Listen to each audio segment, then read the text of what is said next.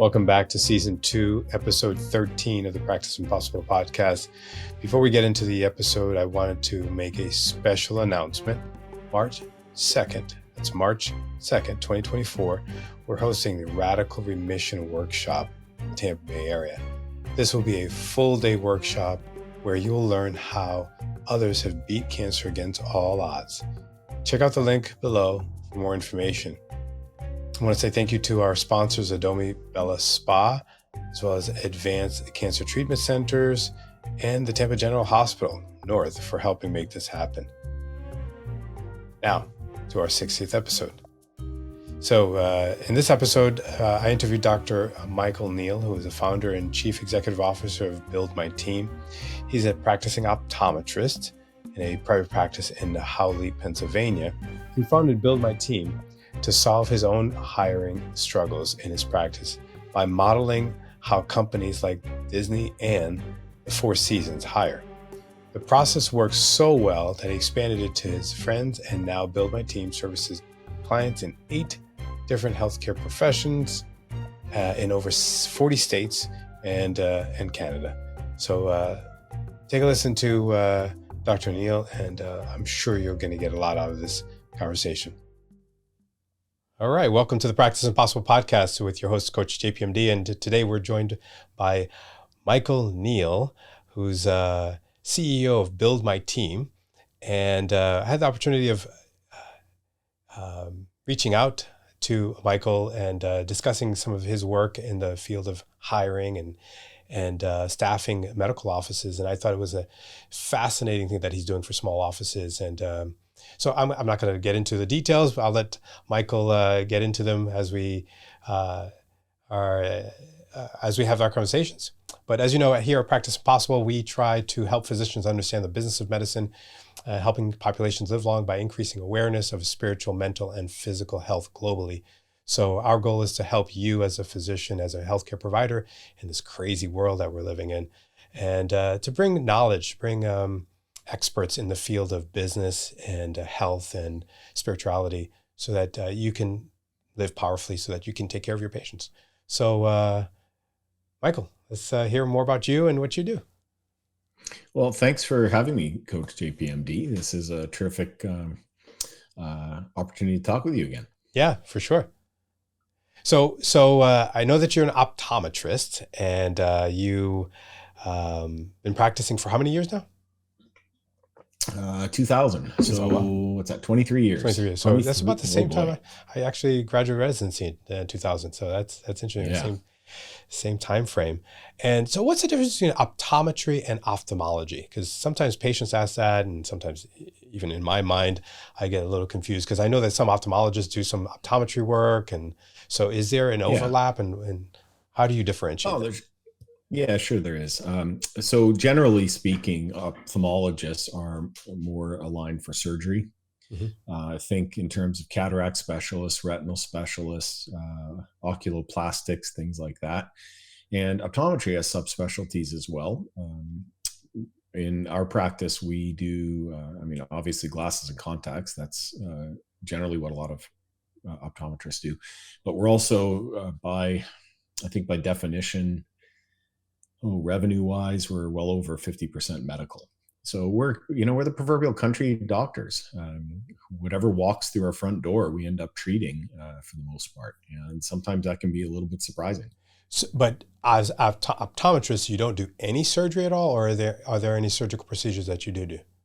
We do, and some of it depends state by state. Mm-hmm. Some states allow laser surgery, what's called a YAG procedure. Some allow refractive surgery. Some allow all kinds of stuff. We're in Pennsylvania, where it's a little bit more restrictive, mm-hmm. but our practice is practicing right to the fullest extent of our scope and license. Yeah. And what do you like to do for fun?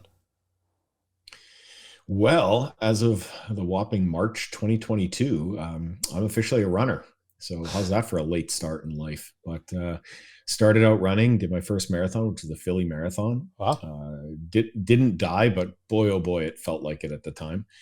And then second marathon, and I just qualified for Boston October 8th. Wow. Now Boston's a little tricky because you can qualify, but it doesn't mean you get in. So we'll see what that turns out like. There's usually a couple minute differentiation there between the two. So there's some frustration possibly coming my way, but I've also got another marathon coming up in April. And then the next goal is to try something a little longer around the 50-mile mark. So 50 miles would be like that's not a triathlon or half. What's a No, they're called ultras, ultra marathon? and Okay. like an ultra marathon. Yeah, I don't know if I'll be able to do that or not yet. Time will tell. But in the meantime, my next goal is to run a sub 3-hour marathon and not die. That's always the caveat for that stuff. So you're actually training. So you have to kind of train all year round for that. Yeah. Right now I'm at about 50 some miles a week, more or less. Sometimes a little bit more, sometimes a little bit less. Wow. So do you do any strength training, or is it just running? No, there's strength training, which as anybody who is in the physical therapy space will tell me I need to be doing a lot more of. Yeah. If you have any listeners there, but or ortho. But strength training is definitely mandatory as part of it. Stretching, all that stuff.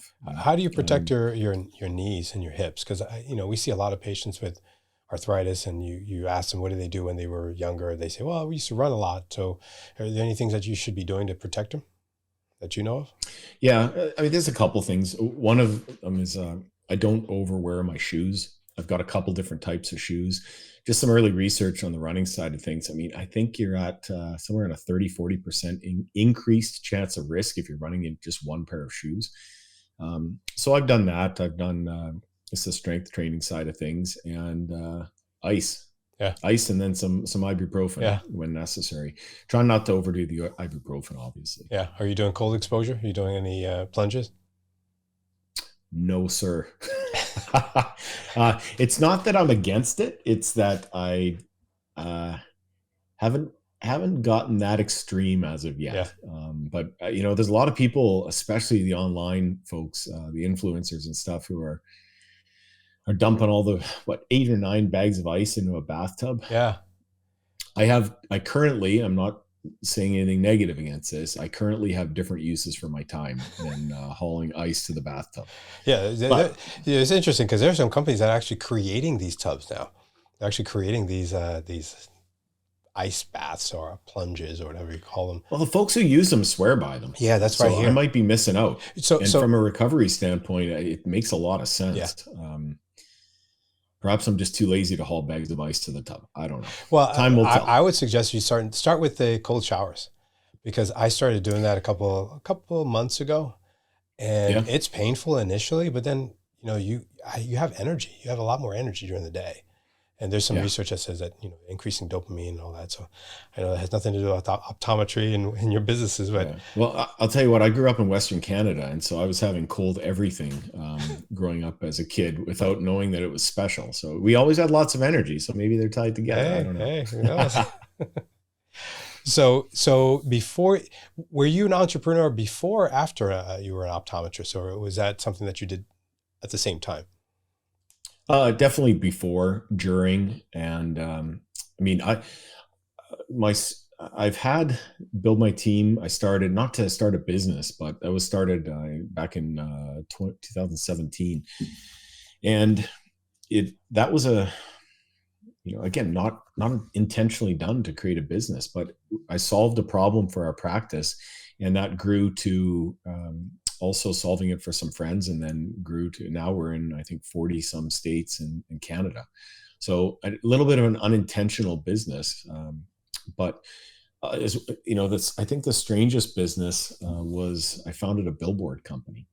This was years ago. Founded and exited a very successful billboard company of all things. And so once I exited that, was looking for the next big problem to solve, and that's how I started Build My Team. So the billboard company, was that in Pennsylvania, or is that nationwide? Pennsylvania and New Jersey. Okay. Yeah, 2 states. Yeah. Was it digital, or is it We had almost all digitals.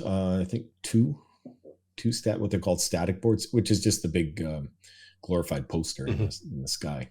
That's awesome. I always thought it was either that or cell phone towers. I always was fascinated by that business model.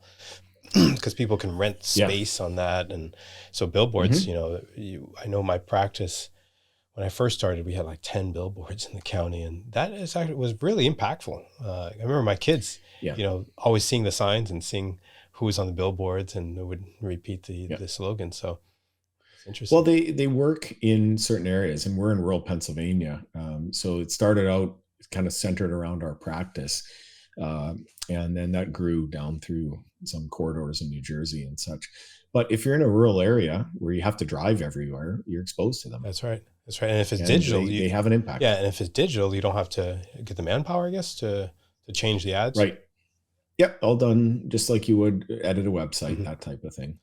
So would you say that was one of your most successful ventures? That was my biggest exit so far. Yeah. That's awesome. Yeah.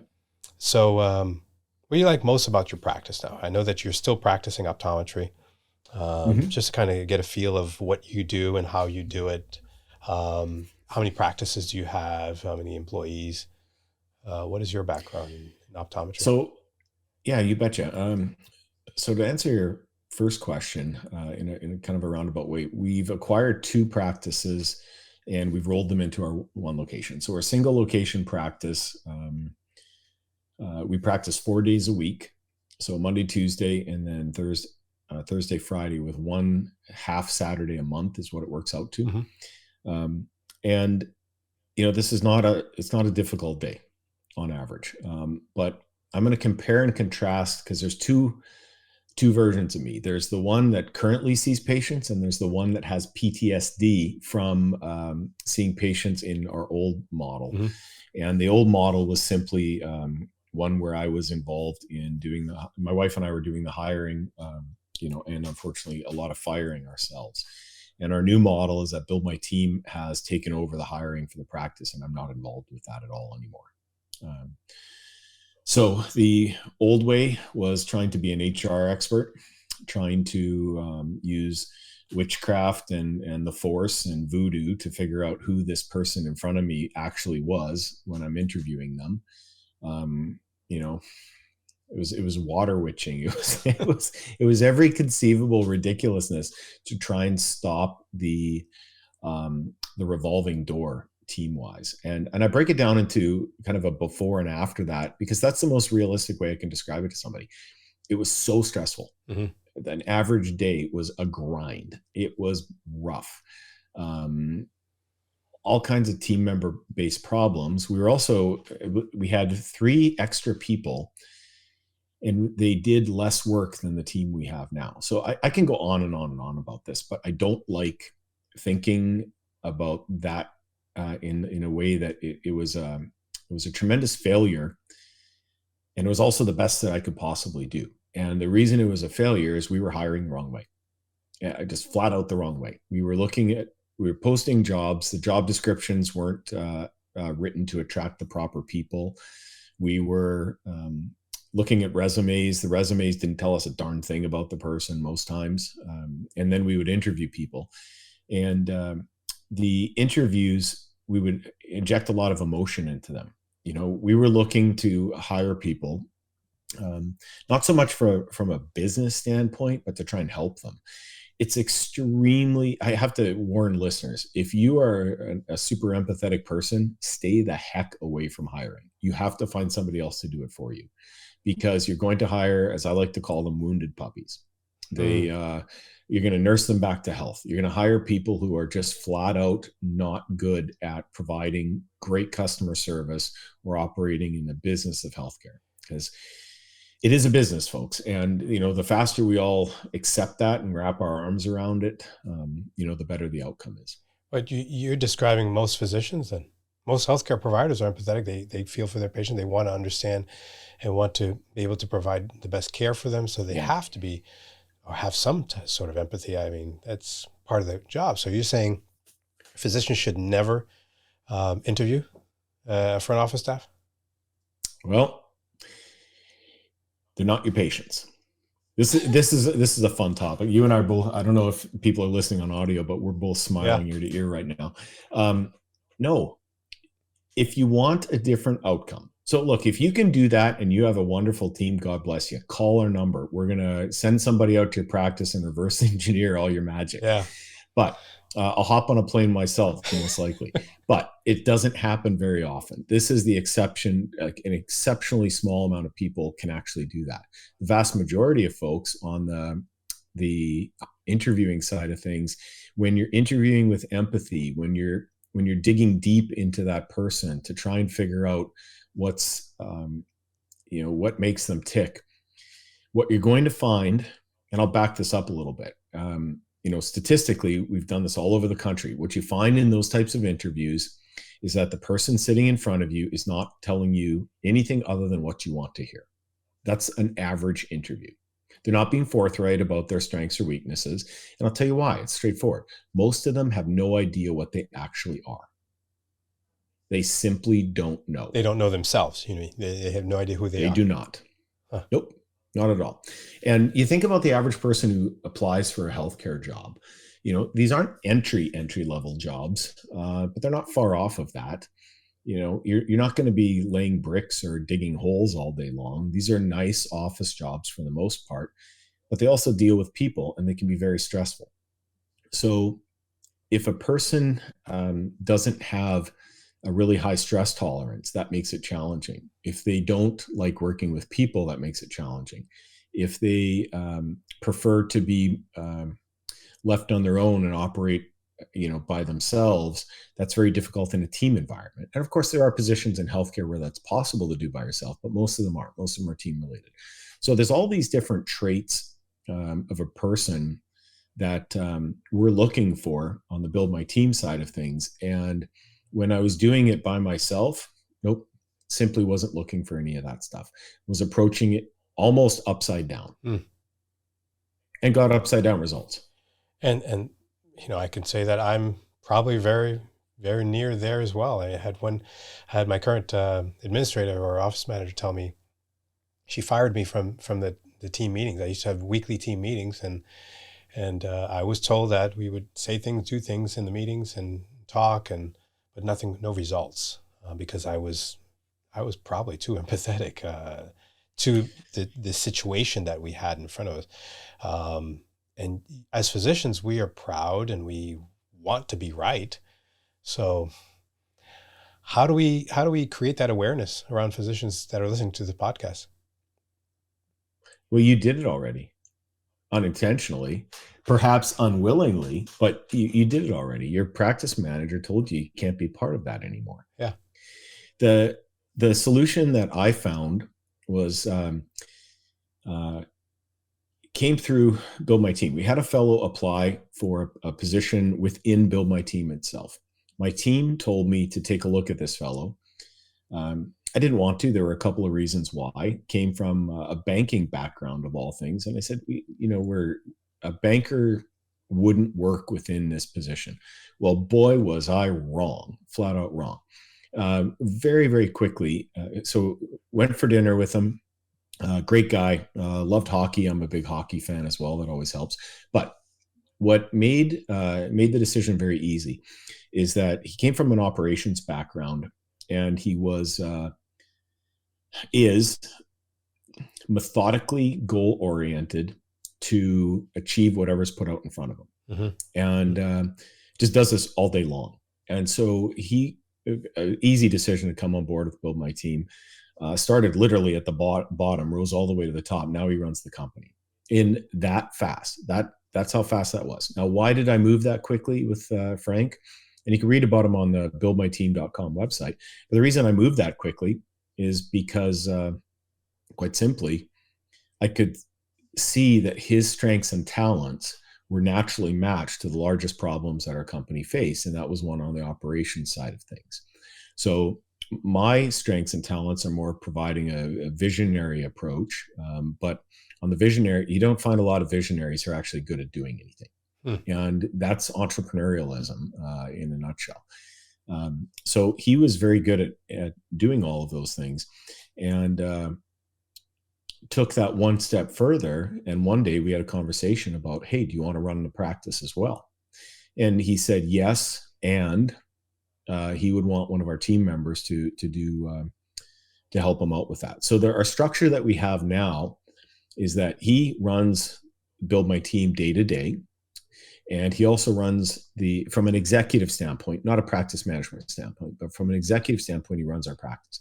And what does that mean? Well, from a listener standpoint, it means that we eat our own dog food, that old term. When Build My Team does the hiring for our practice, we have to live with the people that the company supplies to the practice and finds to the practice. And that also means that from a performance standpoint, if those people don't work out, then Frank and myself as leaders of the practice, we have to deal with that. So what does that translate to? We get great people, and those great people perform. Mm-hmm. And they perform very well because they're working for a great leader on Frank's side of things who lets them be themselves.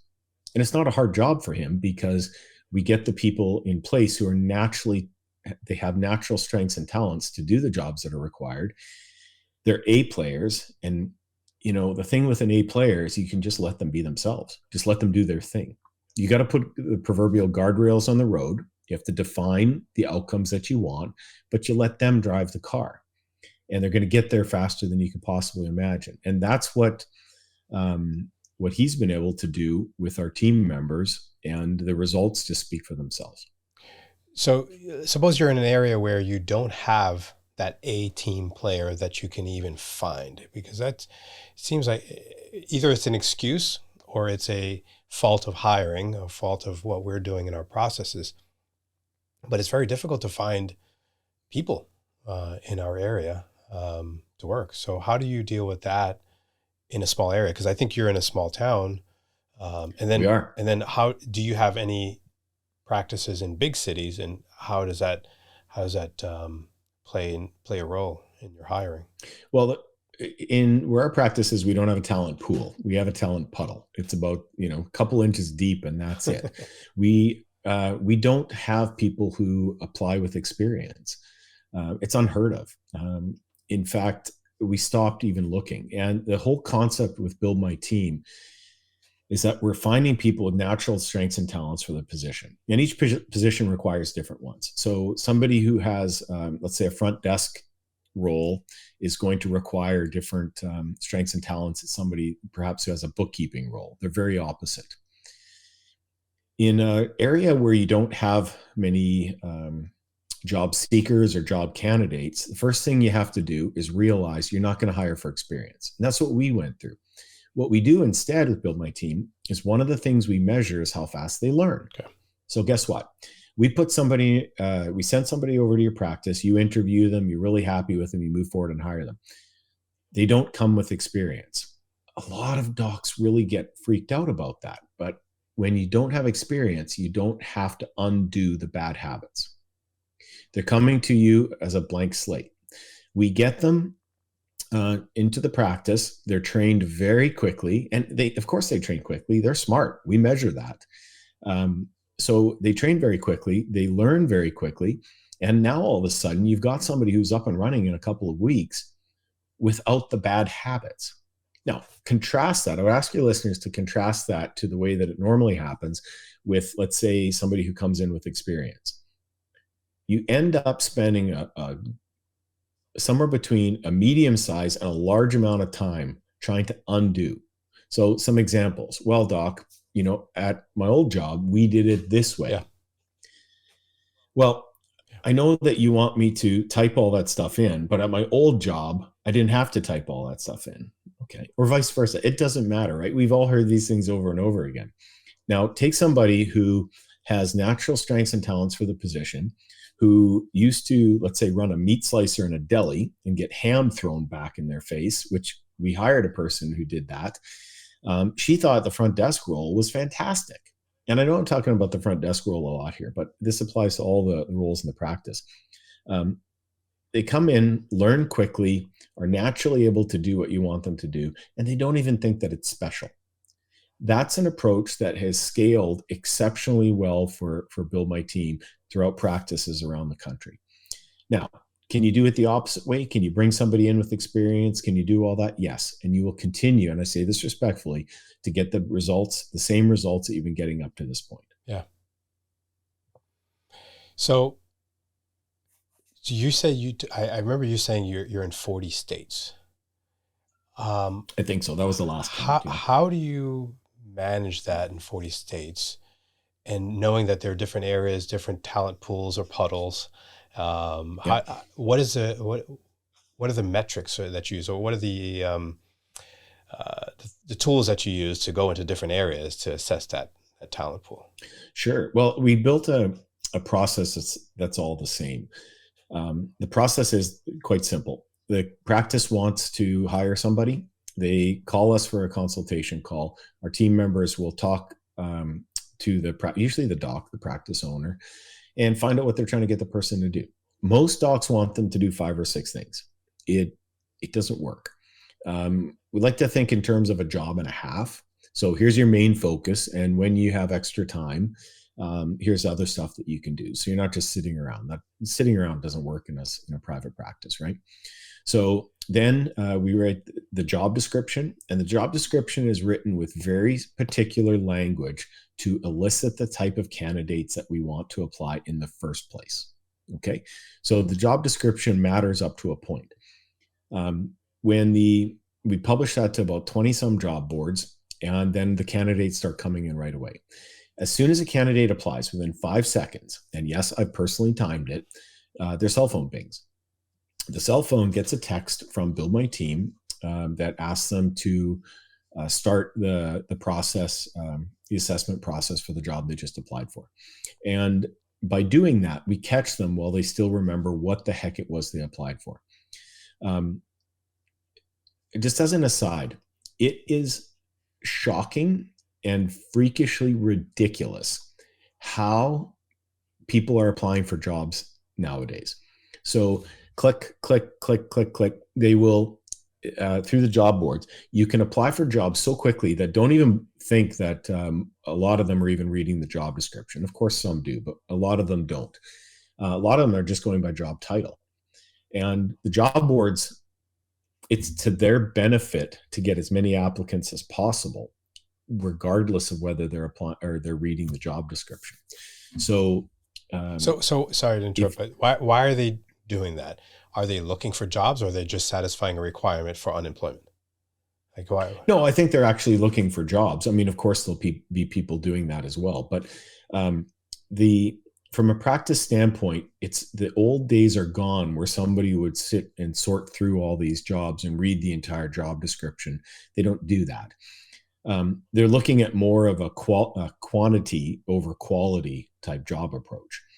And in fact, there's last week I saw a website. It's a company that uses AI to let you apply for jobs.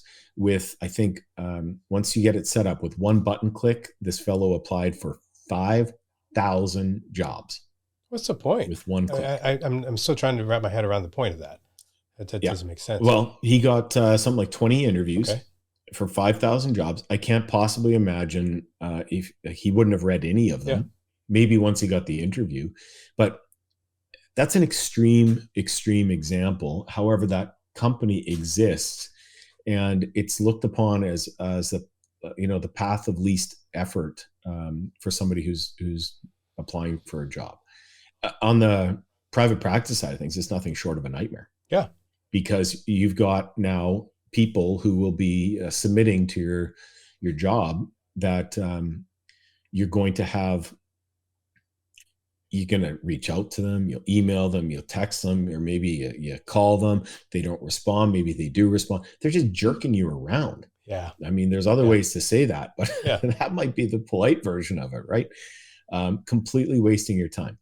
Now, if you're a doc doing this yourself, grab your stopwatch and think of how much you're bringing into the practice, your gross revenue, do it by net, it doesn't matter. And then take that stopwatch and start to think in terms of how much it's costing you to be jerked around by these folks. So very rapidly it becomes expensive. And that's the least of the concerns. The real thing is the stress behind it. It will eat your soul if you realize that these people are continuously putting you in a position where you can't win. That's one of the most frustrating things that we see from our clients. No matter what they do, They just can't seem to find somebody. So it's in psychology, it's learned helplessness. I mean, no matter what you do, you're still going to lose. And with our clients, one of the biggest things that they tell us is that our team is working. I mean, the software and the team work 24/7 to find these people, the A players that we provide. What makes it special is that we've developed the system and the processes and the software that are doing that. Okay. We don't have leprechauns manning the phones at 3 a.m. or anything like that, but the software is. Now, a doc can't do that, right? You just can't. What a doc is used to doing is getting a couple resumes, trying to make the best decision out of a couple people. And what if there aren't any A players in that stack of resumes? What if you've got B and C players? You end up settling. If you're desperate for a position, you settle for that B or C player, and you try to make it work. When was the last time a practice wasn't desperate for a position? Like it's almost baked into the equation. When you have a small practice, you have somebody leave, you need that person replaced right away. And that is an exceptionally difficult problem to be in, because you have to find somebody who is going to do the job. You hope. Yep. Yeah, we've all been there. The build my team approach is to cast the widest possible net, get as many applicants as possible, and then filter them down to the point where we're rejecting on average for a position 97% of people. Mm-hmm. Now, who's left? Well, the cream of the crop. Yeah. That's who's left. And so when our team sends over these cream of the crop candidates to the practice, we already know that they can do the job. We send over what's called an insight report, and that documents all of the different strengths and talents that the candidates have. And it's matched to the position, but it's also matched to the type of practice you're in. So, you and I were talking before this, and I mean, you're a pretty easygoing guy. You're not wound super tight. You're not going to be some type of dictator doctor in a practice. Some people might say no. So don't ask my teammate. We would send a certain type of candidate mm-hmm. to you that would be very complimentary. Now, if we're working for a dictator, we need somebody who's a different type of candidate, and that's okay. It doesn't matter. I mean, what we're looking for from the clients is the truth about how their practice operates. And when we get to that, then sending over terrific candidates for a practice becomes straightforward. And so of the practices, and you may not know this off the top of your head, how many of your practices that you work with are in big cities and versus small cities and large? I don't know the answer to that, but that reminds me, I forgot to answer that part of your question earlier. Big cities aren't big cities from a hiring standpoint for these types of jobs. And what I mean by that is you're not going to have somebody drive from Brooklyn to New York City to be, to the west side of New York City to be a receptionist, or take the train or otherwise, because they're going to pass 100 different places that are closer to them that they can get a very similar, if not slightly better or close enough type job. Okay. So when one of the things we look for, these aren't strengths and talents of a person. They're just flat out nuts and bolts characteristics of this person's situation. So how far away are they from your practice? Well, in a rural area, 20 miles might not be that far. Okay. 20 miles in a city is ridiculous. There's no way that's going to work long term. If they're 10 minutes from, like, let's say when we're hiring, if they're 10 minutes from the practice, we jump for joy. That's fantastic. We're in rural Pennsylvania. That means that it's a very achievable commute for them. And folks who are working in administrative positions in a practice are thinking in terms of how much gas does it cost me? How long does it take me to get to work? Like, you're not talking about the CEO of a company here who has a driver, right? Those are the types of things they're thinking about. What our software also does is will determine, here are the hours, ask them, here are the hours of your practice, that your practice is open. Or I should restate that. Here are the hours that the position requires. Can you work these hours? Now, guess what? It's a yes or no. There's no, well, I can work till Wednesday at 3 p.m. and then my babysitter has to, no. This is a business, and we have to get you people who can actively work in your business for your business. And if they can't do that, totally understand. There are some rare exceptions where we will take A players and send them over to the practice anyway. But for the most part, that's a disqualification type question. Mm-hmm. We ask a whole bunch of those types of things, including how long are you planning to be in the area for, et cetera, et cetera. And so I think there's 8 or 9 of those. And if they don't answer, in the affirmative for the practice, they get disqualified and they gently exit our process. So what does this mean for a doc? Well, those are 9 different questions that our software asks the candidate that you don't have to. And every single one of those is going to derail your entire hiring experience. Yeah. And you have the data. So what happens? Sorry, go ahead. So you hire somebody who unknowingly is 20 minutes away from you in a 50-minute drive. How long do you think that's possibly going to work out for? Yeah. Because they're not thinking in terms of, I can only work at a medical practice. They're thinking I can work at a dental practice, an eye care practice, a chiropractic practice, an audiologist, a plastics, whatever it might be that they're driving past on the way to work. They can be a secretary, they can be a technician or an assistant in any one of those. That's how they're thinking. And it's not limited to your particular type of, your profession or your brand of healthcare.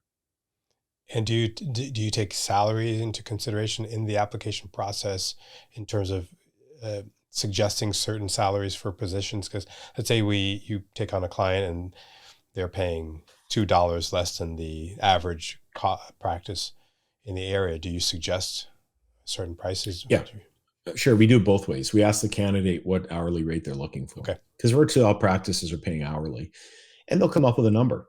So, if your practice is paying, let's say $15 an hour and they want 12, terrific. Mm-hmm. You don't necessarily have to pay them $15, but I'll tell you what, they're going to jump for joy when you offer them 14. Yeah. And they're going to stick at a much higher rate. Now, you're paying $15 an hour. They want 25, 27. No way. Out you go. Yeah. I mean, with some exceptions, because that type of person might be able to operate at a higher level, let's say a practice manager or something. And we have clients that will flat out tell us, we want this position, but by the way, if you find anybody who could do this, keep your ears open, because we might be open to that. And so it's not just you're not talking to a robot here. We have our team members' goal is to understand what makes your practice tick so that we can get people who stick. That's our long-term goal, is people who just work out long-term for your practice. It makes our clients ecstatic. They can't wait to work with us again. And we get rewarded with super happy clients. Yeah. So do you have an analytics program that identifies certain things that would help you in that process? Or is it reports that you use? Do you use AI at all in that process? Because I would imagine, AI is coming fast and furious. Could you take some of this information and just spit out the things that independent of, someone reviewing it based on certain criteria and certain questions? Well, we use kind of all the above. So our software, the back-end process for our team members to review the candidates is literally a thumbs up. That's how we know we have somebody who will meet the criteria for the position.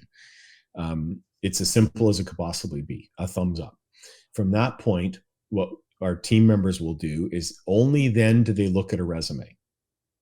And we remember, a resume has not been reviewed by our software or a human up to this point. They'll look at the resume to see if there's any red flags. For example, a person who's had prior experience in that position is a red flag. Yeah. Now that's going to hit completely oppositely than what folks are listening to or what they're expecting. as they're listening. But it is a red flag because now, as I said earlier, this is a person who you would have to undo. Yeah. You would have to unwind those bad habits. And there are wonderful people who apply with experience. Most of them aren't. Most of them left that job where they had all that wonderful experience because they weren't very good at it, or they were fired, or whatever. However, there's other things where, let's say, a secretary who traditionally, maybe the spouse got transferred, moved, and the person likes being a secretary. Well, terrific. So that's a situation that one of our team members essentially reviews. Yeah. Once that's all done, we do a video interview on the candidates.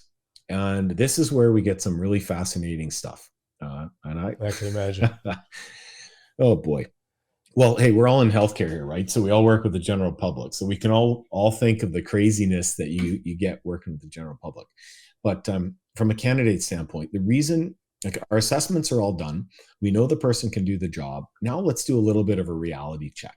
So the video interview asks them questions, and our team reviews the video interview. It's a one-way video interview. So we're looking not so much what their answers are to the questions, believe it or not. It's how. There's a whole bunch of intangibles here that we process. How are they answering? What are they dressed like? We've had, I'll tell you some horror stories in a minute. These are exceptional, but I'll give you an example of something that really blew us away early on in the company. So we would get video interviews done by mostly young women standing dressed in their best outfit in a bathtub. What? And you're like, what the heck is, follow me on this. What the heck is going on here? It took a little bit to figure this one out, but here's what it was. A lot of single moms applying for jobs in healthcare. The best lighting in their little apartment is in the bathroom. They would pull the shower curtain back, stand in the bathtub, all the lights on. They look fantastic. They prop the phone up on the bathroom, the sink, and they would do the video interview standing in the shower in the bathtub. And at first we were like, oh boy. And then we thought about it, and we hired some of those people, and they worked out fabulously. And here's why. You've got a person who has virtually no resources. Okay. They are presenting themselves in the absolute best light with virtually no resources. They're answering all the questions. They're being completely honest. The door's shut because somebody on the other side of that door is making a racket, or the dogs, or the whatever it might be. They've taken themselves from a position of being just exceptionally difficult to presenting themselves extremely well using almost no resources. Well, isn't that what we're all looking for in a small, in a private practice? And that answer categorically yes. So when we got these folks jobs, they got incredible reviews. Our clients loved them. And we started thinking, okay, well, we're going to learn from this. We're going to have to change our internal review algorithms as to the type of person we're looking for. And it doesn't matter what you look like in terms of any of the things that people think of. What we want is to determine if that person is an A player, if they're presenting themselves in a terrific light, if they are giving answers that we want to hear versus giving, we ask them a bunch of questions that have nothing to do with jobs. And it's amazing to see people light up. So we've got a lot of experience with regards to that. And that helps tremendously at sending over terrific people. Now, there's some other sides of that. So you ready for some horror stories? I always like a good story. Yeah. We had one person do their video interview. We're pretty sure sitting on the toilet.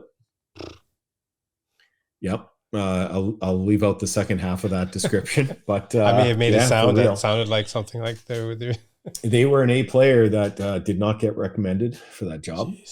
We had another person who this blew us away. Doing the video interview, holding the phone up over the steering wheel of their car while driving. Yeah. Very responsible there. Yeah. So this person had all the strengths and talents, but failed this one little thing called like, you have to be kidding me, good judgment. It was terrible. I mean, that's ridiculous that person would do that. So from that standpoint, those folks, they just don't move forward in the process, and they exit nicely and politely. So I know we touched on this when we first spoke about expanding this process for higher level executives or physicians, because sometimes it's hard to hire a physician and you don't know their background. Is there some things that you're doing now that can actually translate to physician hires or nurse practitioners? Oh, 100% of it does. Yeah, it all does. We don't hire physicians directly. And there are a bunch of reasons why. Our process is designed to not look for people with experience. And that's a completely different process. The way that we would service clients with that particular need would be simply to have them fill out the assessments and go through that process. So last week we had a practice reach out to us. They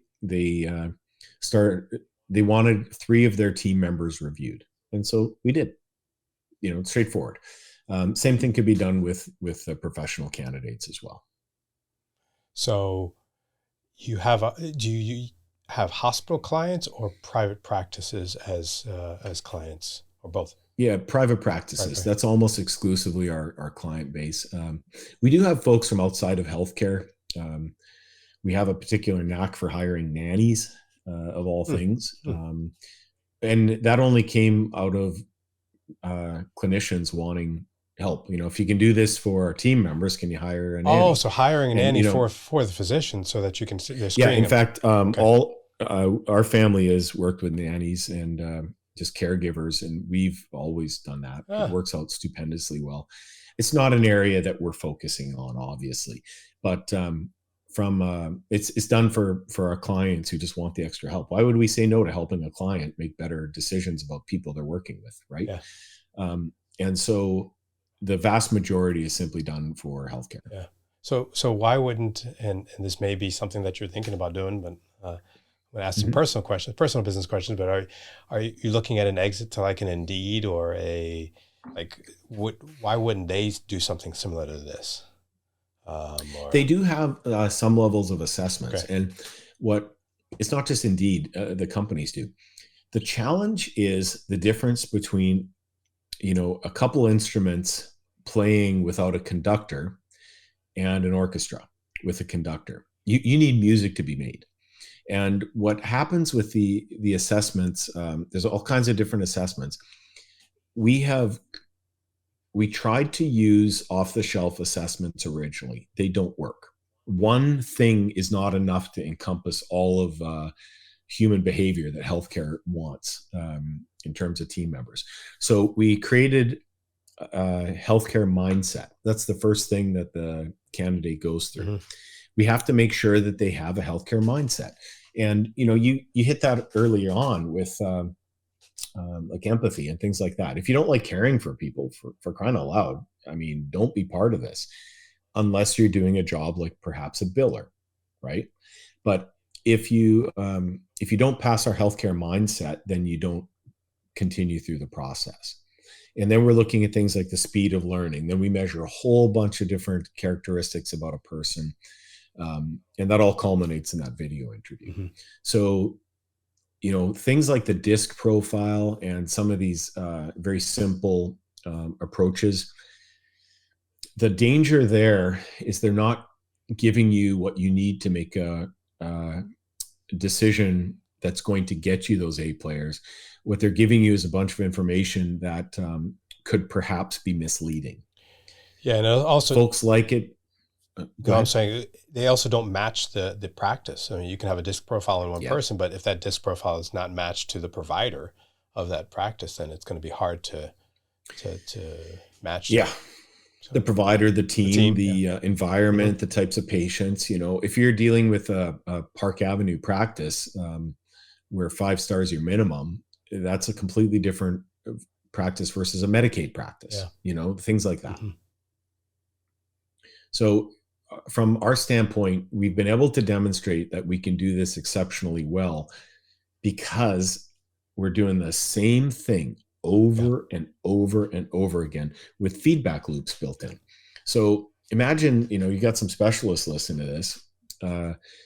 Imagine, I'll use the eye care example. So I'm going to do cataract surgery all day, every day for 4 days a week. Surgery, surgery, surgery. Well, unless I'm a dolt, I'm going to get pretty good at it. And that's, our team members, they're only asked to do that one thing. So for practices that are hiring a couple people a year, or 5 to 10 people a year, I would ask them to think about our team members. They're going to have done that by lunch. Yeah. And so with that type of concentrated focus, they're just going to get a different set of results than a doc trying to do it themselves. Yeah, certainly it's a niche, definitely. So, because the Indeeds of the world and all these monsters and all these other companies, they cast an even wider net than you. Your sure. Net, they're huge. Yeah, your wider net is actually their niche, and it sounds like you've got what it takes to help small practices, independent practices that we are trying to help at Practice Impossible, because it's that's one of the biggest stress points. It's a stress point right now in my practice.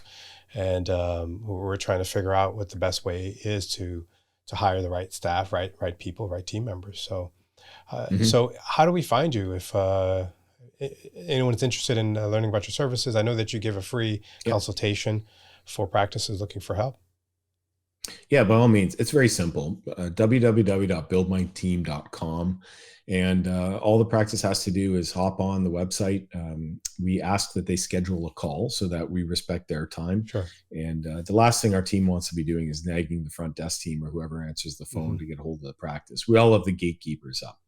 And that it works in reverse too. When the doc's ready, then our team member will be there. And that's where it all starts. From that phone call, we determine what your practice needs, and then whether or not we can help you. And I'll tell you this flat out: if our team does not believe they can help you, we do not want to work with you. Yeah, that's simple.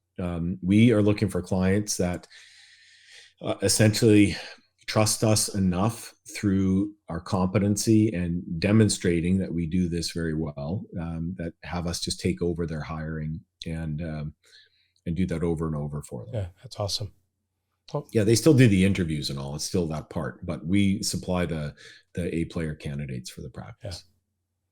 Well, thank you so much for coming on the Practice Impossible podcast. This has been an informative, thank you. Informative conversation, and we appreciate what you do for small practices, because I know that there are a lot of us struggling out here. So yeah, thank you. I've loved talking with you, and obviously, I love especially your practice. Your podcast named Practice Impossible. Some days it feels like that, and our goal is just to make it a little bit easier, day to day.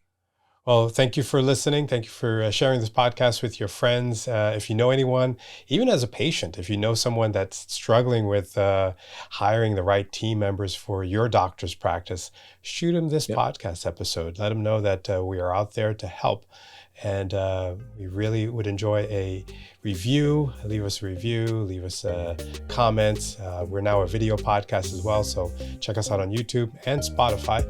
And we appreciate any feedback that you can give us, and continue to practice impossible. Thanks for listening. Thanks for sharing.